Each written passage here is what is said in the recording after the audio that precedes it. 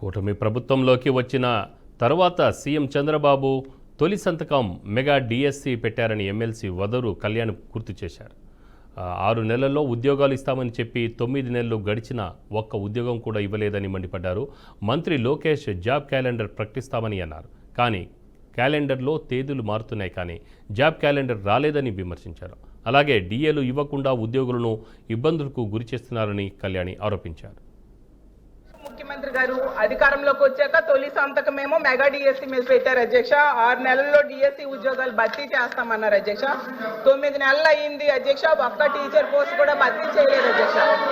అలాగే తీసుకుంటే గౌరవ మంత్రివర్య లోకేష్ గారు జనవరి 1వ తేదీన జాబ్ క్యాలెండర్ ఇస్తామని మంత్రివర్యులు చెప్పడం జరిగింది అధ్యక్ష. క్యాలెండర్ ఇయర్ మారిపోయింది కానీ జాబ్ క్యాలెండర్ మాత్రం ఇవ్వలేదు అధ్యక్ష. అలాగే ప్రభుత్వ ఉద్యోగుల పరిస్థితి, ప్రభుత్వ ఉద్యోగులకి ఏంటంటే 9 నెలల్లో ప్రభుత్వం తాలూకా నిజ స్వరూపం తెలిసిపోయింది అధ్యక్ష.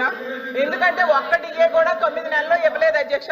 అసలు ఒక్క డిఏ కూడా ఇవ్వని ఏడాది ఏదైనా ఉందంటే అది ఈ కూటమి ప్రభుత్వంలో ఉన్న ఈ పరిపాలనలోనే అధ్యక్ష. అలాగే అధికారంలోకి రాగానే ఐఆర్ ఇస్తామన్నారు అధ్యక్ష. 9 నెలలు అయింది, 9 పైసలు కూడా ఇవ్వలేదు అధ్యక్ష. ఉద్యోగులకేమో పిఆర్సీ ఇస్తామన్నారు అధ్యక్ష. గతంలో జగన్మోహన్ రెడ్డి గారు వేసిన పిఆర్సీ కమిషన్ చైర్మన్ ఏమో బెదిరించి రాజీనామా చేయించారు అధ్యక్ష. ఇప్పుడు 9 నెలలు అయినా కూడా కొత్త చైర్మన్ ని అపాయింట్ చేయలేదు అధ్యక్ష. ముఖ్యమంత్రి గారు అధికారంలోకి వచ్చాక తొలి సంతకమేమో మెగా డిఎస్సి మీద పెట్టారు అధ్యక్ష. 6 నెలల్లో డిఎస్సి ఉద్యోగాలు